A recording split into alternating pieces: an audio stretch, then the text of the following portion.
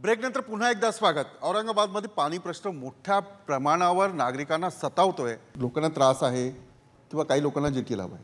हे सगळ्या राजकारण्यांचं जर औरंगाबादवर प्रेम असतं तर हे एकत्र बसून तोडगा काढू शकतात आणि नक्कीच काढतात। मला काय म्हणायचं की आता आपण राजकारणी माणसाला जर आपण विचारलं असं की तुम्ही राजकारण सोडून बोला तर त्यांना ते अवघड आहे, कारण त्यांचा कुठलाही मुद्दा राजकारणाशी जोडलेला आहे। आणि आपल्याला जर विचारलं की तुम्ही राजकारणाच्या बाजू घेऊन बोला तर आपल्याला अवघड आहे। आपली ती प्रत्येकाची एक भूमिका ठरलेली असते। त्यांनी राजकारणच बाजूला ठेवलं तर ते या सगळ्या मुद्द्यांवर चर्चा करू शकत नाही। वस्तुस्थिती आहे एक लक्षात घ्या की ते आन्सरेबल आहेत। आपले सगळे लोकप्रतिनिधी आन्सरेबल आहे, कुठल्याही पक्षाचे असू द्या। तुम्ही जे प्रश्न विचारतायत त्यांना ते उत्तर देत आहेत। प्रत्येकाला फॉलोअर्स आहेत, प्रत्येकाला विरोधक आहेत। ही आपल्या लोकशाहीची एक फार मोठी ताकद आहे। मला असं वाटतं त्या पद्धतीने ती आपण जनतेने समजून घ्यायला हवं की बिलकुल। आणि याच उद्देशासाठी माझं मत आणि माझा हक्क हा विशेष कार्यक्रम मी सादर करतो। मी यानंतर प्रत्येक राजकीय प्रतिनिधीकडे जाणार आहे की लोकांनी तुम्हाला का मत दिलं पाहिजे। तुम्ही हात जोडणार आणि मतं मागणार, आश्वासनं देणार। यंदाच्या निवडणुकांमध्ये लोकांपुढे जाताना लोकांनी किंवा मला मतदान करायचं असेल तर मी का मतदान करावं असा प्रश्न मी नागरिकांच्या वतीने तुम्हाला विचारतो। कल्याण काळेजी, पहिला तुम्ही सत्ताधारी आहात, तुम्ही काँग्रेस पक्षाचे प्रतिनिधी आहात, लोकांनी मतदान का करावं अगदी थोडक्यात सांगा। जो राज्य सरकारने जी म्हणून कामं लोककल्याणकारी निर्णय घ्यायला पाहिजे होते, जसं मी त्यातलं एकच उदाहरण जर दिलं तर राजीव गांधी जीवनदायी योजना असू दे, नाही तर आम आदमीचा विमा असू दे, या अनेक योजना राज्य सरकारच्या आणि केंद्र सरकारच्या मी माझ्या मतदारसंघामध्ये तंतोतंत इम्प्लिमेंट करण्याचा सातत्याने प्रयत्न केलेला आहे। माझ्याकडे किमान 1.5 लाख लोकांचे डोळे तपासून झाले, त्यातल्या 20,000 लोकांच्या डोळ्याच्या मोतीबिंदूच्या शस्त्रक्रिया करून आणल्या। असे एक नाही अनेक प्रकल्प राबवण्याचं काम मी माझ्या मतदारसंघात नाही। थांबा, सत्ताधारी पक्ष झालेला आहे, मी विरोधी पक्षाकडे जाणार आहे। एवढी विकास कामं सांगितली, राजीव गांधी योजना, सगळ्या योजना, शिवसेना भाजपला लोकांनी का मतदान करा। तुम्ही जर राजकारणावर पाहत असाल 2014च्या जाहिराती, त्याच्यामध्ये यांच्या काँग्रेसच्या अत्यंत चांगल्या जाहिराती यायला लागलेल्या आहेत। संडास बांधा, 60 वर्ष झाले हे राज्य करत आहेत आणि त्यांच्या जाहिराती आहेत संडास बांधा। लेडीचा आवाज दाखवतात, लेडीज सांगते आता मी बाहेर जात होते, मला भीती वाटत होती, मी संडास बांधल्यामुळे मी आता सुरक्षित झालेली। ही 60 वर्षांची यांची प्रगती का? दुसरा एक मंत्री आहे, नरेगाचं काम मागा, म्हणजे सर्वसामान्य माणसांनी आता प्रगती करायची नाही, रोजगार हमीवर कामाला जायचं, ही यांची प्रगती आहे। तुम्ही काय दाखवताय? तुम्ही मुंबईचं एक चित्र दाखवता की मेट्रो ट्रेन आता चालू होणार आहेत, मोनो रेल यायला लागली, हे स्वप्नाची चित्र तुम्ही आता दाखवतात, त्याला काळ लागणार आहे। तुम्ही आज ह्या गोष्टी दाखवतात जाहिरात। तुम्हाला का मतदान करायचं सांगा। माझ्याबद्दल जर सांगत असाल तर लोकप्रतिनिधी, मी 5 वर्ष झाले मला आमदार होऊन, 10 वर्ष आणि तुमचा पक्ष आहे हे सांगा। मी 5 वर्ष झाले मला आमदार होऊन, एक पक्षाने जी आमची भूमिका ठेवलेली होती की आपण समाजकारण केलं पाहिजे, राजकारण नव्हे। 5 वर्षामध्ये माझ्या मतदारसंघामध्ये अर्धा डझन मंत्र्यांच्या जागा सुद्धा आहेत, परंतु मी माझ्या मतदारसंघामध्ये होईल तेवढं विकासाची कामं करण्याचा प्रयत्न केलेला आहे। लोकांना तुमच्याशी रोज तुम्हाला संबंध तर ठेवायला म्हणत नाहीत, परंतु त्यांना भेटलं तर पाहिजे, त्यांना बोललं तरी पाहिजे, त्यांच्या सुखादुखात गेलं पाहिजे, तेही कामं आपण करायचं काम हे शिवसेनेने केलेलं आहे, हे सर्वांना माहिती आहे। भाजप आणि शिवसेनेची माहिती आहे, का मतदान करावं तुमच्या माहितीला? आमचे जे केंद्रीय नेते आहेत ते प्रत्येक राज्यामध्ये जे राज्य आम्ही चालवतो त्या राज्यामध्ये कसा आम्ही विकास केलेला आहे, गुजरात असो किंवा मध्य प्रदेश, मुलींना फुकट शिक्षण आहे, बऱ्याचशा ज्या योजना आहेत त्या सगळ्या कशा राबवल्या आहेत, त्या सगळ्यांचा गुजरातचं नाव घेऊन तुम्ही महाराष्ट्रात मतं मागणार आहात। महाराष्ट्रामध्ये पण त्याच प्रकारचा विकास जर घडवून आणायचा असेल तर आज या महाराष्ट्रामध्ये परिवर्तन घडवून आणणं गरजेचं आहे। महाराष्ट्रामध्ये शिवसेना भाजप युतीचं सरकार आणणं हे गरजेचं आहे। ठीक आहे, मी मनसेकडे नंतर येणार आहे, पण मी विनोदजींना राष्ट्रवादी काँग्रेसचे प्रतिनिधी आहेत त्यांना संधी देणार आहे। तुम्ही 60 वर्ष सत्ता चालवली, 60 वर्षात काही करू शकला नाही। आम्हाला 60 दिवस मिळाले, एक 60 महिने देऊन दाखवा, त्याच्यानंतर तुम्ही आम्हाला बोला। 60 दिवसात मोदी साहेबांनी जे काही उद्घाटन केले असतील ते काँग्रेस आणि राष्ट्रवादी पक्षाचे उद्घाटन आज मोदी साहेब करतात। ठीक आहे, ठीक आहे, ठीक आहे,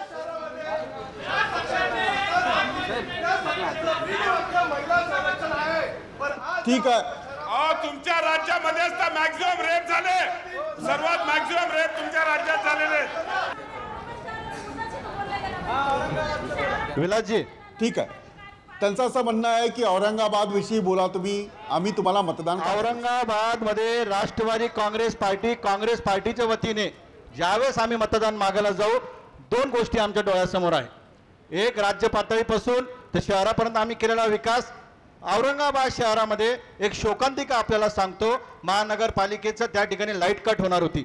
200 कोटी रुपयाचं वीज बिल माफ करण्याचं काम आम्ही केलं. शहरामध्ये ज्यावेळेस जनता त्रस्त होती, 50 कोटी रुपये औरंगाबाद शहराला विविध रस्त्यासाठी आम्ही आणले. औरंगाबाद शहरामध्ये आदरणीय आमदार साहेब जयस्वाल साहेबांनी ज्या सभागृहामध्ये प्रश्न उपस्थित केला, चांगली गोष्ट आहे. त्याच्यासाठी 5 उडान पुलांना पैसे आम्ही दिले. असे विविध कामे आम्ही या ठिकाणी केले. आणि राहिलं मतमागाचा विषय, अर्ध प्रचार तर आमचा ऑटोमॅटिक झालेला आहे.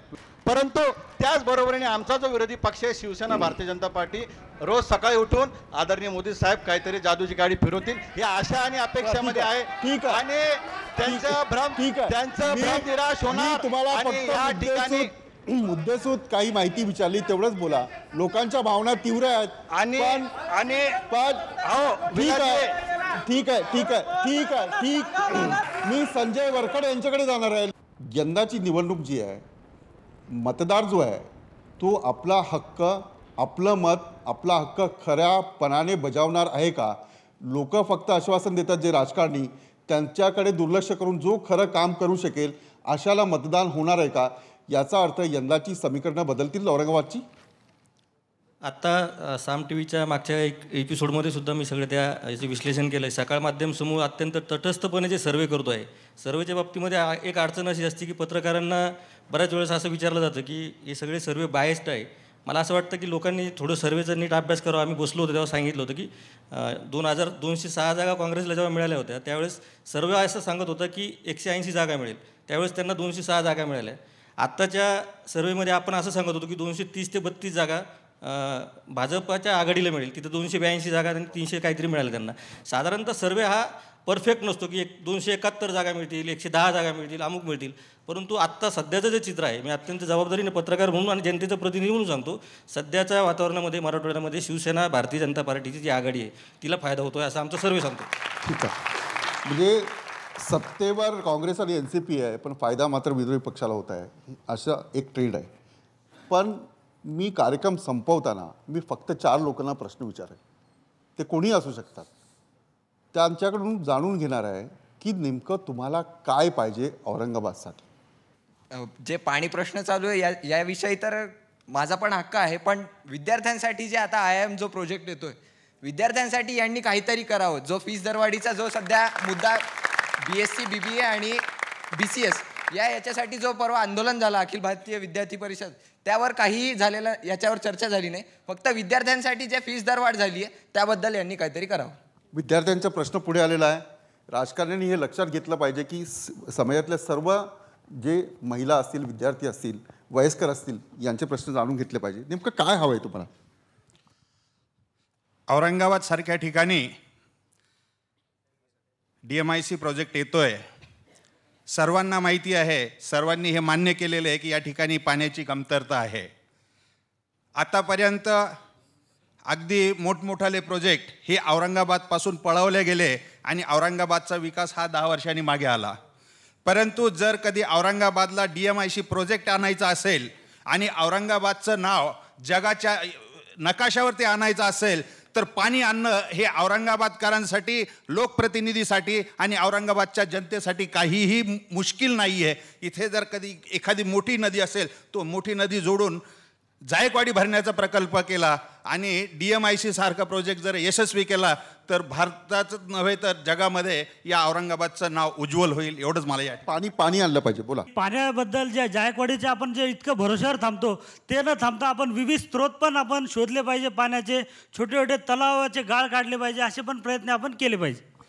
पाणी प्रश्न खूप मोठा आहे, त्यामुळे पाणी प्रश्न सुटला पाहिजे असं त्यांचं मत आहे. काय पाहिजे राजकारण्यांकडून? नेमकं काय करायला पाहिजे अगदी थोडक्यात?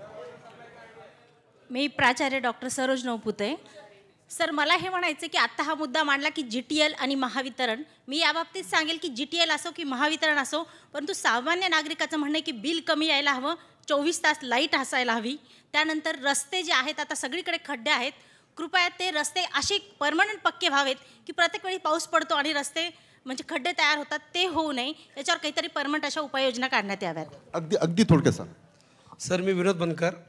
औरंगाबाद शहराचा विकास होईल, परंतु विनोदभाऊ पाटील, कल्याणदादा काळे, प्रदीप जयस्वाल, संजय दादा सिरसाट, उत्तमसिंग पवार आणि अतुलदादा सावे यांनी सर्वांनी एकत्र आले तर नक्कीच या शहराचा विकास होईल. अगदी मार्मिक टिप्पणी जी आहे ती केलेली आहे. सुमित यांच्यानुसार जर दिखावा असेल तर तुम्ही खरंच औरंगाबादचा विकास करण्यासाठी एकत्र यावा. आपण पाहतोय की औरंगाबादच्या नागरिकांच्या काय अपेक्षा आहे. सर, मला आपल्याला सांगायचं आहे, आत्ता जी लोकसभेची निवडणूक झाली त्यामध्ये जो निकाल आला त्याच्यामध्ये युवकांचा वाटा खूप मोठा आहे, हे आपण विसरता कामा नये. आगामी निवडणूक ही पण युवकांच्या याच्यावरती होणार आहे. कारण आज सगळ्यांनी इथं भ्रष्टाचाराचा जो मुद्दा मांडला, सर जिथे युवक असतो युवकांच्या गरजा कमी आहेत, जिथे गरजा वाढतात तिथं भ्रष्टाचार. ठीक आहे, मुद्देसूद बोला. जितेंद्रजी मुद्देसूद. आज युवकांसाठी आज आपल्याला वेगवेगळे धोरणं तिथं आखावं लागतील. त्यांनी फी वाढीचा प्रश्न उपस्थित केला, तो तुम्ही लावून धरणार. जितेंद्रजी, तुम्ही लावून धरणार, तुमचा पक्ष लावून धरणार. विद्यार्थ्यांचे प्रश्न लावून धरणार का? विद्यार्थ्यांचे प्रश्न तुम्ही लावून धरणार का? हो, निश्चित. ठीक आहे, कल्याण काळेजी बोला. प्रश्न आपण कल्याण काळेजी अगदी थोडक्यात बोला.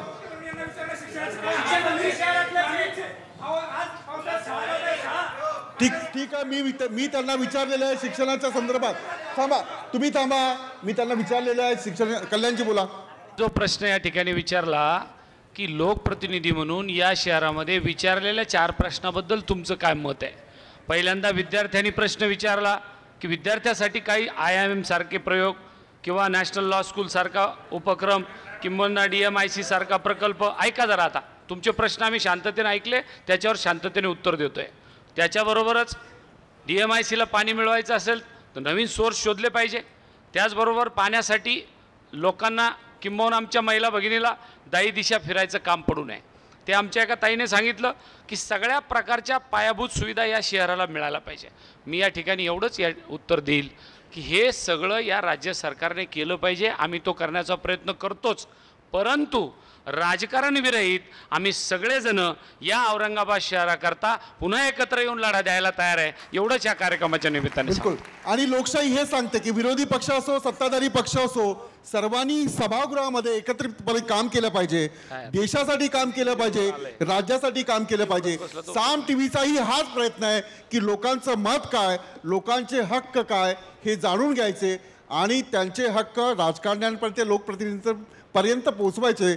हा या विशेष कार्यक्रमाचा जनजागरण मोहीम म्हणून उद्देश आहे. आपण सर्वजण, मला माहिती आहे आणखी तुम्हाला बोलायचं आहे पण माझ्याकडे वेळ खूप कमी आहे. आपण सर्वजण या कार्यक्रमात सहभागी झालात. मान्यवर लोकप्रतिनिधी या कार्यक्रमात सहभागी झाले. आम्ही जाणून घेण्याचा प्रयत्न केला की लोकांचं मत आणि त्यांचं हक्क काय. लोकांनी आपली भूमिका मांडलेल्या आहेत. औरंगाबादच्या लोकांनी आपले प्रश्न मांडलेले आहेत. राजकारण्यांनी उत्तरं दिली आहेत. मी कार्यक्रम इथे थांबवतो. माझं मत